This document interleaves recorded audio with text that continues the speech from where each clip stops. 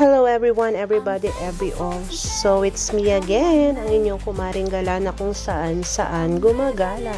So ayan, nandito po tayo ngayon sa Sawahel Al-Bahar Restaurant located at Fujairah City, UAE. So ayan, nandito po tayo ngayon sa loob ng kanilang restaurant at naghihintay ng ating order. So balita ko, napakasarap daw ng kanilang mga hahain dito. Ang paluto fish. So, ayan. Nagtutour-tour tayo dyan. Dahil nga, piling vlogger na naman ang atake ng inyong madam. So, ayan. In-invite po kami ng isa sa aming mga friends dito na mag-dinner last night. Kasama ko si Habibi at ang aming friend. So, ayan ang kanilang salata. Ayan po ang kanilang mga side dishes. Ayan ang kanilang menu. At ayan, iniikot-ikot ko na naman ang aking camera. So ayan, hinihintay na lang namin ang aming order.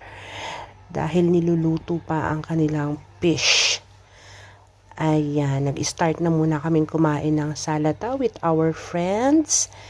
And ayan, isinerve ng aming rice. Ang yellow rice ay para kay Habibi at sa kanyang friend. At ang white rice naman ay para sa akin. So ayan, may mga sauce din sila na homemade. At yan yung yellow rice and white rice nila. So ayan na po ang fish na napakasarap at napaka-yummy.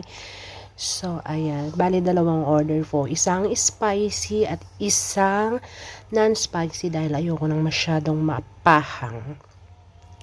So, ayan. Mag-start na kaming kumain. Nagbibidyo muna ako dyan para may i-post sa Facebook at sa TikTok.